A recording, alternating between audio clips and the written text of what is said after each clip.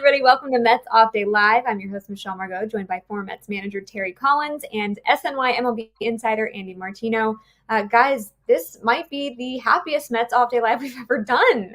The Mets are really, really good right now. They're really good, Michelle, and I think they're going to stay good. Steve Cohen said it well in his tweet after the game. He said there's going to be a mean regression at some point, but it's a good team. It's not like a fluky hot streak right now. They're hotter than they're hot, and you're not always going to be hot. But it's a good team. It's a deep roster. They're playing with confidence. They've picked it up a bit from last year with that sense of assurance in the dugout that when they're down, they feel that they're going to come back, and they have lots of pitching. And you know what? They're not even firing yet in all the ways ultimately they will. In terms of one of the best hitters on the planet, Juan Soto, isn't firing yet. Mark Vientos is picking it up, but not all the way there yet. So there's actually still some upside to be tapped into with some of the lineup that we haven't even seen yet. Alvarez hasn't even played, for example. Yeah, Andy, I agree with you that, when you're hot, you're hot. I mean, just ride it, sit back and enjoy it. And there's nothing like having an off day after you win 8 in a row. That makes it's a pretty nice day. So, and you're right, they've got some help coming. I mean, we all know Jeff McNeil can be a dynamic offensive player, which they're going to start needing some help. Pete's done it pretty much all alone here in the last, the first month of the season. So they're going to need some help, and they've got some help coming. But I've been so impressed with the way they've pitched. It's really amazing. They have to make, as we know, that's going to be the key to the game as you get into the season. Yeah, the Mets sweep of the Phillies, 7-0 homestand. They're now 5 games up in the division standings. Andy, do you think that the Mets are the team to beat in MLB right now? No, I don't think, and that's not a negative comment. First of all, I don't think that a statement like that can shake out on April 24th, one way or the other. But also, the team to beat's the team that won the World Series last year and still has the best roster, and that's the Los Angeles Dodgers. I know that everything hasn't gone as smoothly for them so far in some ways as they would like, but there's so much depth that Blake Snell can have a shoulder problem, as he does right now, and there's all kinds of uncertainty around him, and they're like, that's okay. We've got 20 more Cy Young winners or whatever they have. So I'm not saying that the Mets couldn't ultimately beat the Dodgers in an NLCS or anything like that. I'm just saying the Dodgers are the reigning champs, and if we want to pick a team to beat, I guess we have to go with that. But the Mets are the team to beat. Like today, they're the hottest team and one of the best teams. Don't get me wrong, but I just think, let's not get too crazy over a winning streak in April either. In that sense, that's fair. But Michelle, the way it put, are the Mets the team to beat right now? Yes, sure. They're the hottest team in baseball. Right now, they're the team you better be able to beat, because if they continue to stay hot. They just, you looked at some of the teams they played so far, and they haven't played, the top echelon of MLB. Well, the Phillies were in that, and they, they came right out, and I thought they overmatched the Phillies in every phase of the game. I agree with that. They're better. I think they're better than the Phillies, and I think they will be better than the Phillies this year. And I don't think that's an overreaction to one series. I just think you look at Rob Thompson. It took him ages to go to his bullpen. He doesn't trust it. Dave Dombrowski, who runs the team, that's been his whole career is building bullpens. So that was an issue during the NLDS last year. It's continuing. Philly's offense looks like it's aging a little bit, and they just don't look like they have the confidence that the Mets have head-to-head. So I agree with that, Terry, that they completely overmatched the Phillies. And like I said, I think it's real. I think they're better than the Phillies. I think the Braves are going to be there in the end, but I think the Mets certainly are shaping up like a team that could be there at the end in the division, no doubt. To tease one of our topics later, we will definitely be discussing Rob Thompson and the Phillies in a little bit. But Terry, you've been praising Carlos Mendoza since he joined the team, but how much do you credit him for the Mets' success this season? Well, I think it's a carryover, Michelle, from last year with the way he went about things. The players believe in him. He's calm. He stays calm. He doesn't overreact. And they trust him and the moves he makes. And you don't ever see a guy come out of the game and have a discussion. hey, look, it's the move. He's been making them for 2 years now. He pinch hits when he feels that, hey, I got a pinch hit here because I like this matchup better. And the guys believe in him, and I think he should be rewarded for the fact that I think he's led this team, and I think the players know that they have somebody in that dugout that they trust, and that means a lot, boy, when you're on that field. Andy, it's not just Carlos Mendoza. It seems like every one of David Stearns' offseason moves has also panned out. Do you think the Mendoza-Stearns duo is one of the best GM-manager combinations in the league? They certainly have the ability to get there. You win something first before we probably have that conversation. But they're on their way. I think that Carlos reminds me of an Alex Cora or an Aaron Boone or a Dave Roberts or a Craig Counsell, or those guys could really be viewed as perennially one of the top managers for the reasons that Terry said and beyond. We could talk about Carlos all hour and say good things about what he's doing. And David Stearns, look, we talk about the Mets pitching, and I always hesitate to credit the top executive always with these things, because the Mets finding and their pitching and having the results of this pitching has to do with scouting, it has to do with analytics, it has to do with the assistant GMs, it has to do with the player development, the pitching coach, all these things. But as the president of baseball ops, Stearns is in a leadership position where he has to make sure he has smart people under him. He has to listen to what they say and kind of bake it all in and then make a final decision. So I think that any successful GM or president of baseball ops is successful in that they've hired good people and that they listen to those people and they're smart enough to listen to those people. And that's what I think Stearns is really good at, is that people in that organization, it's one of the things he's good at. People in that organization generally feel like they're listened to, and that they're the inner circle's big enough where people feel included and can contribute. So what you're seeing right now at the major league level is a group effort. There's so many people in so many different departments that Stearns is at the very top of that pyramid. Terry, last thing on the coaching staff here, and then we'll move on. You coached Jeremy Hefner while he played for you on the Mets. Did you see this type of leadership in him back then when he was a player? Well, again, when Hef pitched for me, the one thing he portrayed was he was a pitcher. I mean, he didn't overthrow. He wasn't blessed with one of those 100-mile-an-hour fastballs. He knew how to pitch. He knew how to use his stuff. He commanded his stuff. So he took all of the basics that you look at a pitcher and has transformed them now and with, some new technology and some of the stuff he does to be, to produce real good pitchers out of guys who, a lot of people think are maybe middle of the road kind of guys. He's made them better. Because, and the one thing, that we see out of the Mets pitching is they don't beat themselves. I mean, they make pitches. They don't walk a lot of guys. And when they do, everybody gets in trouble. But, these guys, they pound the strike zones with all their stuff. And right now, the way he's used that bullpen, guys are rested, even though they seem like they're in there a lot because the starters are basically 5-inning guys. But you know what? You look up and the matchups that they've been coming out of that bullpen with are very good. And I think that's the job that Hef has done. I think he's put together a game plan each and every day that's worked. So, yeah, I agree with everything you're saying. Unanimously, Jeremy Hefner is loved from all angles. So I do want to switch to Juan Soto, though. He hasn't really been playing up to his standard, but he's been contributing in other ways. Had a really nice defensive play when he threw out Nick Castellanos at the plate in the 8th inning of last night's win. Andy, how much do you think Soto's presence in the lineup contributes to what Pete Alonso and Francisco Lindor have been doing?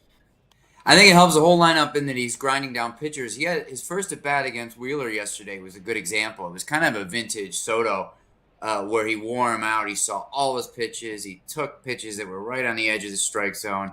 He fouled off tough pitches, made Wheeler throw absolutely everything. And then he had kind of a soft-ish contact single to the right side, which isn't this incredibly dramatic result. But I believe when his at-bat was over, he was the second batter of the game in the first inning, and Wheeler had thrown 14 pitches without only having gotten one out.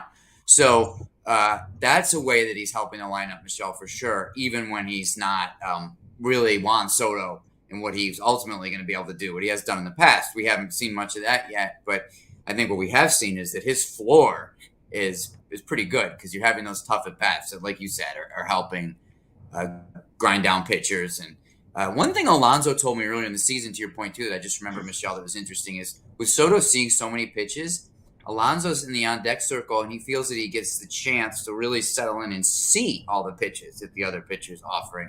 Not that that pitcher's going to pitch Alonso the same way, so he can't necessarily learn sequences from the Soto at bat, but he can see all 3, 4, 5 pitches that the guy's throwing and start to really get a look at that just because Soto's taking so long to get through his at bat. That's a way very subtle way that it's helped Pete. Yeah, it is interesting. That's just a testament to how good Juan Soto is, that even if he's not hitting his crazy numbers or even he's taking his walks, but what he's able to do for the rest of the guys because of the way that pitchers pitch to him is so impressive. But Terry, I mean, Soto's still hitting the ball hard. It's just not translating to hits. What do you think is to blame for that? Well, Michelle, I will tell you the biggest thing to blame is, the other team, they're big leaguers too. And so they, when you go out there and you've got anytime a star gets in the batter's box, that pitcher's first thought is, I got to get my A game here. At this at bat, this is the guy I got to get out. And so it's just natural that they bear down on certain guys. I mean, it's like we've talked about it endlessly when they first signed Juan, and that was a lot of teams aren't going to let this guy beat them. Pete, and you got to salute the job that Pete's done, and Lindor seems to be, every time you looked up in the last 2 weeks now, he's standing on base in the first inning. But, it's still Juan Soto's the guy, and so they're pitching him tough, man, because that's what they know they have to do. If they're going to beat the Mets, you better be able to get him out. And right now, Pete's been doing the damage because he's doing exactly what they signed him to do, and that's protect Juan Soto a little bit. Yeah, we'll get to Pete in a second. But Andy, you are so ingrained with both the Mets and the Yankees. I'm curious, since you covered Soto with the Yankees and, of course, now covering him with the Mets, how is he fitting in with the Mets clubhouse this season compared to how he did with the Yankees? That's a great question. We could go on a long ways about this because it's the most interesting thing about Soto's first month in a way is that difference and that adjustment. First of all, I think he's fitting in well with the Mets. They like him. He's a nice young man, and he's not that hard to get along with, so that helps. For such a superstar, he's kind of a funny kid.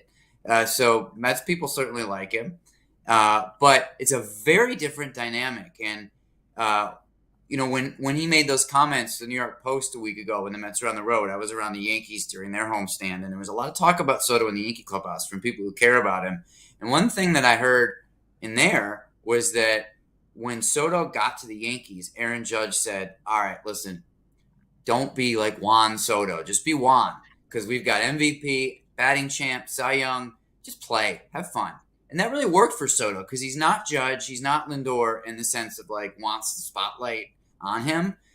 So when you're with the Mets, and not only do you have the largest contract in the history of American professional sports, but you've got the hopes of the fan base that are very, very big. It's like, we stole you from the Yankees. You're going to change your whole identity as a franchise. I mean, this is a lot for a young man to take on his shoulders. So, and a guy who, at the end of the day, just wants to play ball. He's not that, put me in the spotlight kind of guy.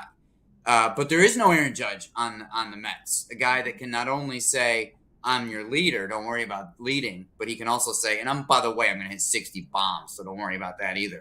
So it's a different dynamic. It's new, and I think that Juan is adjusting into that but he's a human being, and it's going to take a little time for that to be fully comfortable. Fortunately, he's got 15 years, and I think he'll get there a lot sooner than that. Did you get some breaking news right then? Do we? I had a text. It's Mike Robinson. Our very own SNY producer. And it is definitely not breaking news. It's simply SNY production reaching out with something just practical. A window into if Michelle Margaux was a professor and me calling out my students, would you like to share with the class? So you got a text message. Anyway, Terry, back to Pete Alonso. I'm glad you heard that. You're running this. You're running a very tight ship here, Michelle. Yes, I am. Thank you for making sure. So Terry, I just wanted to give you the opportunity to have it here first if there was breaking news. Terry, Pete Alonso hit his 26th RBI of the season and is on pace for more than 170 RBIs this season. It sounds ridiculous even saying that out loud, but is this the best version of Pete Alonso that we've ever seen? Yeah, probably. He's doing exactly, Michelle, to be honest, He's doing what I first saw Pete Alonso as a player. That's what he's doing now. He's getting singles that count. He's hitting doubles that count. Okay, yeah, he's got 7 homers, I guess. But he's not knocking the ball in the ballpark. But what he's doing is putting good bats on. At bats, and he's hitting the ball all over the park. He's hitting some balls to right. He's getting doubles, and that's who he was when he first got to the big leagues. And last year I thought he put a ton of pressure on himself heading into that free agent year. I think he's happy now. I know he's happy to be back with the Mets, and he's just showing he's having fun playing. And I think when you're a talented guy like Pete, especially on the offensive side, and you're relaxed and you're focused, you're dangerous. Let's talk about the injury updates. The Mets are still dealing with some injured players. So, Andy, we're going to run through some players, and I want to know what you're hearing on when we may expect them to return to the club. So We'll start with Edwin Diaz, and then from there, I do want to talk about the Rob Thompson comments, which we'll get into. But what are you hearing about Edwin Diaz right now? Oh, he's fine. He was just faking a hip injury to get out of a balk. No, I'm kidding. That's what Thompson said. They say he's fine. I'll be honest with you. Anytime I hear hip and a player over 30, I immediately feel worried for a second. But people do have cramps and recover from them, and that's what they said happened. So until further notice, he's fine. Okay, so let's talk about that Rob Thompson quote. Phillies manager said that, quote, "That's a play that I'll have to remember to tell pitchers," end quote. Terry, what do you make of that as a former manager? Well, first of all, I think a little bit is frustration because, they just got swept on the road, and they're supposed to be the best team in the National League East, and they got swept. I think it's a little bit of frustration coming out. I don't think Rob. First of all, it's like nobody's ever all of a sudden something has happened and it's in the middle of a game, and you got to make a decision. And like I told you, Michelle, before we started the show, let me tell you something. If you're facing one of the best closers in the game, and this guy wants to take himself out, please do. Please do. Right. Go. I got nothing to say about it. I don't want to face you anyway. And so if I was Rob, I'd be standing back saying, yes, okay, I hope he's out for 2 months. But, to make a statement that, okay, that was a trick play. That play shouldn't happen. Oh, I'm going to tell my guys how to do it. That's sour grapes for me. Yeah. Shots fired. Andy, did you have any insight on that? I was just surprised, too, because, again, frustration, not a big deal. I would be very surprised if Carlos Mendoza was mad about this. He probably I haven't talked to him about it, but it's probably just whatever. But Rob Thompson and Mendy go all the way back to Yankee player development many years ago and are close. So it was just weird. It must be a frustrating time to be a Philly, and I guess you just write it off to that. It sure is. I had a couple personal friends that are Phillies fans in my DMs yesterday, and I was like, yeah, well, that's stuff, you guys. So let's go back to the injuries. So Sean Manaea, what are you hearing on that front, Andy? It's still going to be a while. He's still playing catch, progressing slowly-ish. So if you're talking about at least another couple weeks, and we're at just about the end of April, late May, early June, something like that would be the current hope for Manaea to come back. And Frankie Montas? Yeah, I don't know. He never pitched for the Yankees either. I don't know. Someday. All right, Jose Siri. That one's going to be a couple of months with the fracture that unfortunately for the Mets, because they brought in Siri to play a plus center field, and Tyrone Taylor is that perfect fourth outfielder. So this does disrupt that a little bit, but when you break a bone, unfortunately, that's going to be a couple of months. Okay. All right. Well, Jeff McNeil and Francisco Alvarez are expected to return to the team tomorrow. So I want to talk catchers for a little bit. Terry, Luis Torrens has done such a great job filling in for Alvarez, and David Stearns was somewhat hesitant to name Alvarez as the starting catcher upon his return. How would you, as a manager, split the playing time between both catchers? Well, I think, when Alvarez gets back, obviously he's going to play, but, you got to work him in the lineup a little bit. There's nothing, Michelle, you got to be careful about watching what goes on in rehab. We don't know who he faced, what kind of pitching he faced. So he's going to get back to the big leagues. He's going to play, but you know what? The other guys earned some playing time.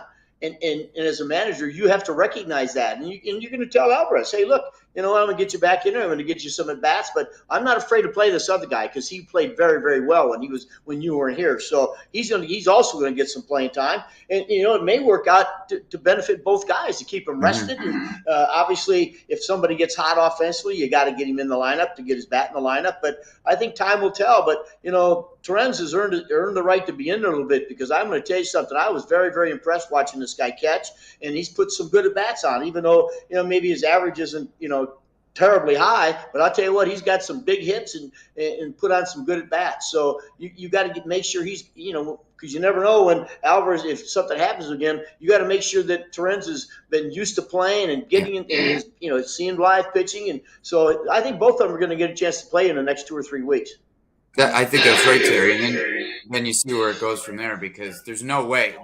Luis Tyrone is not going to be a backup catcher anytime soon. There's no doubt, because that wouldn't be the best way for the Mets to win games. He's proven himself defensively to be a starting caliber catcher, and Alvarez has not yet proven himself. Unfortunately for him, with all the talent that he has, there's been so many injuries and stops and starts and some inconsistency offensively and defensively. I think Alvarez has a bright future, but they're going to ease him back in. You're not going to hear, and it's not a controversy either, you're not going to hear Mendoza ever say, at least anytime soon, this guy's my starter, this guy's my backup. It's like, it's just every week they're going to roll out the games that make sense for the one guy and the games that make sense for the other guy. But in terms of being like a true backup catcher, like you're going to catch maybe once, maybe twice a week, day game after night, that's not what Tyrone is going to be anytime soon, for sure. So it's not like full Wally Pip, it's like half Wally Pip. It's a Wally, but not Pip. That's right. Wally's going to get a chance to get back in the lineup, but right now the other guy's doing pretty good. So exactly, and there's no need to make it anything. I think the conversation around teams, media, fans, it's like, who's your starter? Who's your backup? And the Mets' position on this is like, relax. They're both going to play, and like, can we not put labels on it? It's that kind of thing. I think that's totally fair. Let's move on to McNeil. Terry, where do you see McNeil defensively when he returns? Offensively? Defensively. Defensively, well, I think he's got to play second base. I mean, that's, you know, for me, that's where he belongs. And I think that's where he, you know, again, for me, I think Jeff is a very, very, you know, he's made himself a very good second baseman. But you know, I just hope that his bat gets back to where we know what he can do, because, you know what, he shows when he puts the bat on the ball, things happen. And I think, you know, you add that good bat in the middle of that lineup, and all of a sudden, boy, it gets deeper and deeper, and it makes it tougher and tougher for those opposing pitchers to get through that lineup. And for me, that's what Jeff's got to do for me. He's got to become the offensive player we know he is. Well, Tyrone Taylor was starting after Jose Siri fouled that ball off its leg. So, Andy, are you comfortable with Taylor being the everyday center fielder, or do you think they should start platooning, you know, McNeil or Acuna? What they're going to do in center, Michelle, I think, is have Taylor, of course, start the majority of the games, which comfortable, sure. He's here to be one of the greatest fourth outfielders you could ever want, and that he can not play for several days, come off, give you a great at bat, do a lot of little things, like the other day when he had hustled to stay out of a double play, which led to Lindor's big home run. I mean, just such a winning player. But you just deal with it with Siri out, that he's going to play a little bit more than you had planned. And then they're going to have Jose Azocar to also play center. And so McNeil and Acuna can do it in a pinch, but primarily those two are going to be in the infield dirt.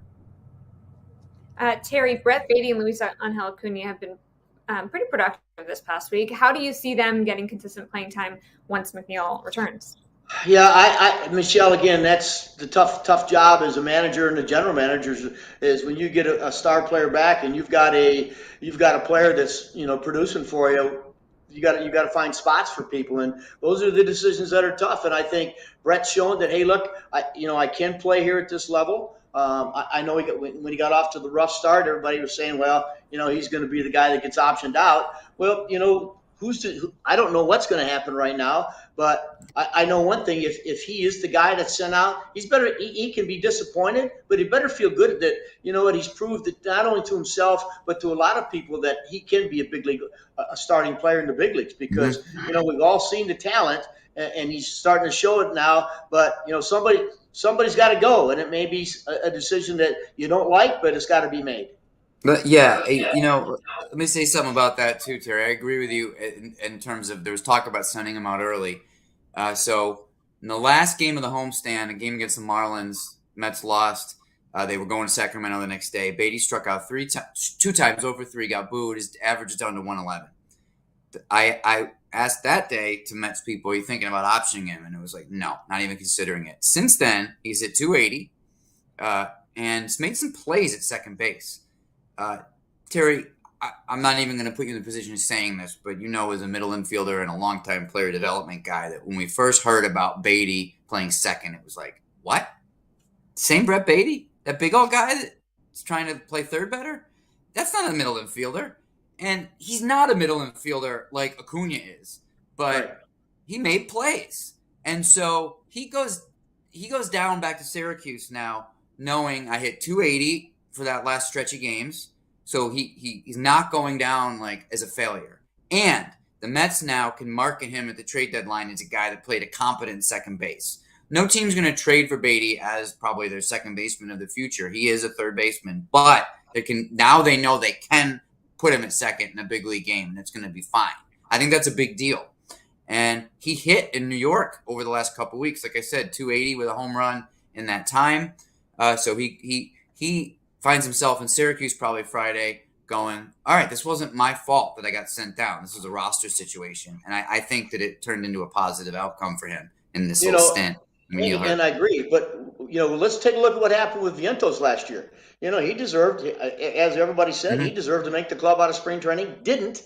And, he was disappointed, but he went down and showed that he belonged back in the big leagues. And then he came back up and tore it up. And I think Brett's got to take the exact same attitude to that. Okay, if I'm the one who goes set down, I'm gonna show them I belong back up there. And again, just like you just said, it may not be with the New York Mets. It may be someplace else. Because if he shows those scouts that are in those stands every night, and that's watching Syracuse play, that this guy's a big league player with no team, no big league team that he can play on right now, they're going to go get a guy like that, especially a young player like that.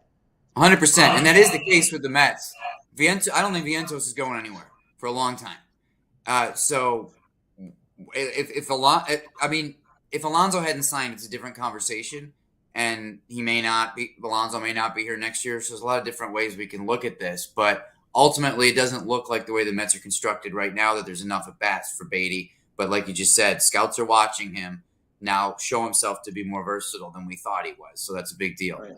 I think it's super interesting that you said that you compared what he needs to do to what Vientos did. They are very close, as we know, but they are very different. Like their personalities are different. So it's going to be really interesting to see, if Baty gets tested with that sort of adversity again, how he responds.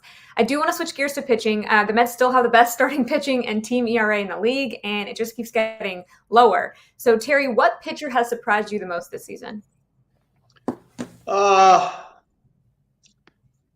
Well, I really thought David Peterson came into his own last year, and he's just continued to do it again this year. And I'm not surprised by it. I just think, again, he's a guy who's learned what it takes to have success in the big leagues. You can talk about Canning. I mean, again, a guy who's really come on and, with the injuries has gotten a chance to, get in that rotation and be a legitimate number 3 starter, and he's done a great job at it. So I've been very, very impressed with as we talked about earlier, the moves that David did to bring in, good, solid pitching.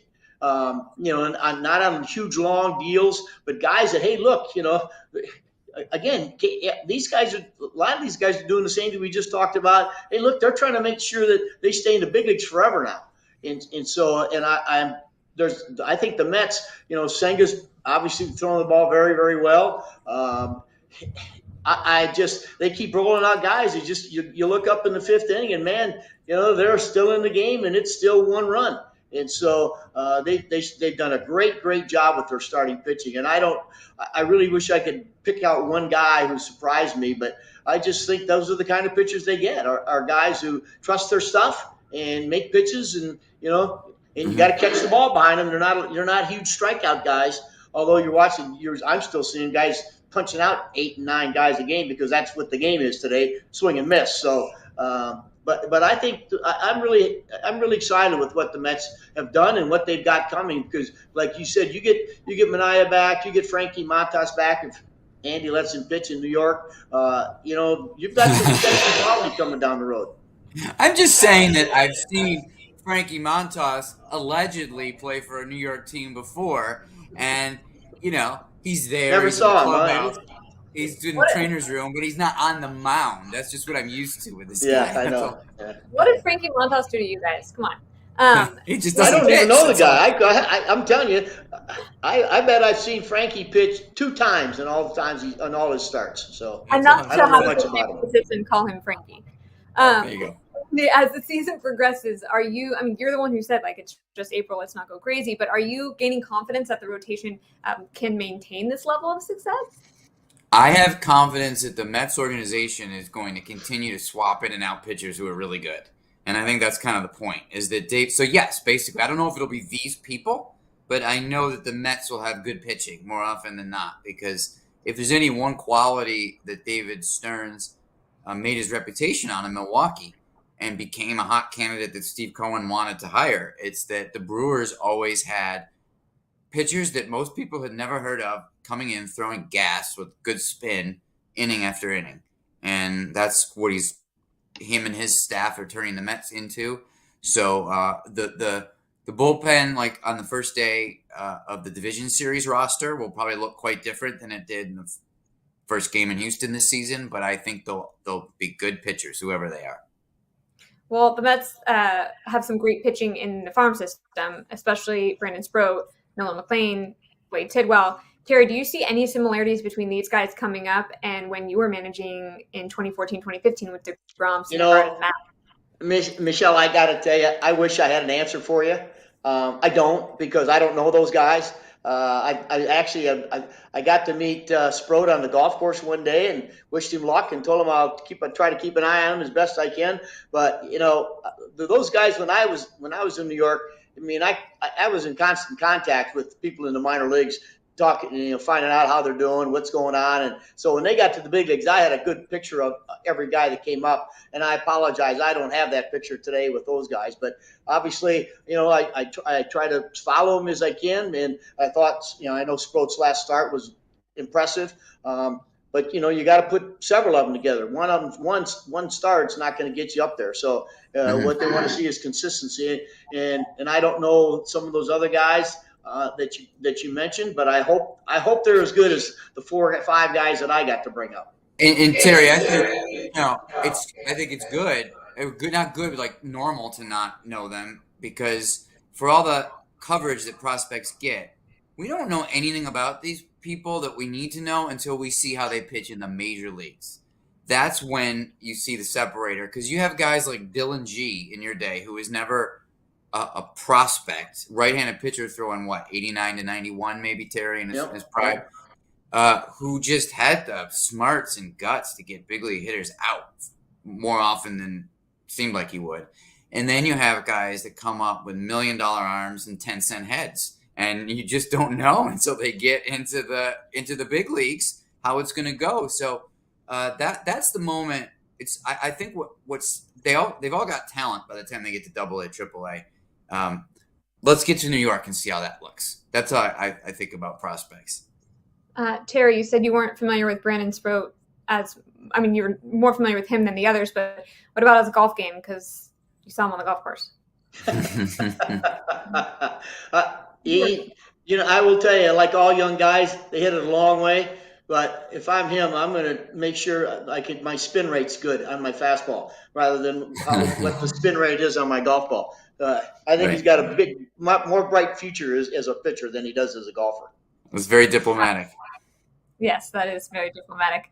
All right, so I'm going to kind of bring back what Andy was talking about earlier about Steve Cohen posting on X after yesterday's win, saying, quote, "We need to keep riding this wave. There will be mean reversion at some point, but there is something special happening at Citi Field. So much fun." So obviously we love a logical, rational owner. But he's right. Citi Field has been rocking so far this season, and between the singing of My Girl or the electric cheers when Alonso or Winker come to the plate, the atmosphere has been really, really amazing. And they're currently 6th in attendance. So Terry, as a former manager, how do you see the players reacting to the support of fans like this? They react. Make no mistake about it. They're aware of it. They're aware when they walk out there and they see those seats filled up and they hear the chants and the cheers and and they know what it's like to if you can, they know what's going on to play in New York City. But when you've got that kind of and Mets fans are loud and they're boisterous and it's their time. It's their time to chirp and they're chirping. So I'm down here. I'm down here in Florida where I've got great friends who are Yankee fans and great friends who are Mets fans, and that battle continues. But it's time right now. The Mets. That's why you got to enjoy the ride. And what Steve said is right. Hey, and Andy's right. Everybody's going to go through a down time when you play 162. But so you ride the wave when you can, because there's going to be tough times ahead, and you just got to be able to let those go. You don't want to overreact during the good times, but you don't want to get so frustrated when times are tough. So it's a long way to go. Let's enjoy it. Let's enjoy this ride that they're on. It's fun to turn the TV on and watch them play. So and I know the players are very, very aware of what's happening. Yeah, for sure. We remember, the thumbs down and the, boos, and especially when Francisco, first got there and was slumping. Mm-hmm. Do you think the fans contribute to the good clubhouse vibes that we're seeing now? Yes, I do. For the reasons Terry said, they definitely hear it. There's a interplay between the fans and the players that's pretty cool when it's at its best and everyone's in a good mood, because it does. You can, sitting in the seats, have an effect on the players' mindset and even production, because obviously there's a mental, emotional quality to playing in a sport. And it has been, you're right, Michelle, really special at Citi Field so far this year. The attendance has always been a concern up through the pennant race of last year. I remember when Cohen even said publicly, I believe it was in spring training, like it bothered him a little during the stretch run when the Mets are playing meaningful games and it was kind of empty. So he signed Soto and the fans came out, and it is loud and it is pretty full and special. And so what you hear from the players is that the positivity influences them. And Soto said it the other day. And I can really hear a tangible impact of this with Soto in particular, because when he was starting to struggle a little bit more coming off of that road trip early in the homestand, on Friday night he came in, he made an out, I think, in his first at bat. I can't remember what it was offhand, but there were like a smattering, like a percolating boo, like the water pot is just starting to boil. You hear a boo here, a boo there. It's like, oh, here we go, here we come. And then the next at bat, he actually got a standing ovation instead. It's almost like some fans are fighting themselves, like, oh, I want to boo, but I know that's going to be counterproductive, so I'm going to cheer. So everyone's like forcing them. It's like the Trey Turner thing in Philly really made a difference, I think, in the way these things are done now, where fans are like really trying to be positive and supportive, and the players appreciate it. And they say that it really matters to them. So it's been a nice, instead of like poor Carlos Beltran in 2005, he's hitting like 275 and everyone's like, boo, you stink, you're a disappointment. Soto's hitting 230 and everyone's like, we love you. So times have changed, but probably for the better on this one. Absolutely for the better. Now, if only like for broadcasters' purposes, maybe like all the people on X could also be positive. Okay, final question. I don't think it's going in that direction, but yeah, that would be nice. Final question. The Mets rivals in the Bronx, the Yankees, are not playing so bad either, and they currently lead the AL East. So Terry and then Andy, who do you think will end the season with more wins, the Mets or the Yankees? Well, I'm going to start it, Andy, because I don't think there's any question. I think the Mets are going to have more wins than the Yankees. I think, the Yankees have a good team. The Mets have more talent. They have, tremendous bench players that if you need to put in a spot somebody, they've got some big league players that can come off that bench. And I mean, what the job Acuna's done, and even though again he just comes in and seems like when he's in the game something happens. So I really like. I think the Mets are going to have more wins than the Yankees. Yeah, I agree with you that the depth is really, really strong on the Mets. You're talking about two really good teams here. And the Yankees did a tremendous job. The Yankees are better somehow. They have a better roster than they did when they had Juan Soto, which is quite a trick for Brian Cashman and his people to pull off. But I also take into account, I think the AL East is stronger than the NL East, and that can be a little bit of a tiebreaker too. I thought the NL East was going to be better, and ultimately the Phillies and the Braves will win their share of games. But the Mets, I just think are going to be right there. And when you're talking about the Blue Jays being better than expected, the Red Sox being, I think, are going to be really good, and I think they're going to be there. Baltimore is disappointing a little so far, but there's a lot going for them too. So I think both teams are going to be in the postseason again, but I'll probably go with the Mets too and agree with you, Terry. All right. Well, that is going to wrap up our coverage here on Mets Off Day Live. Thank you both, Terry Collins and Andy Martino, for joining us. I'm Michelle Margaux. Always a pleasure, guys. Thank you.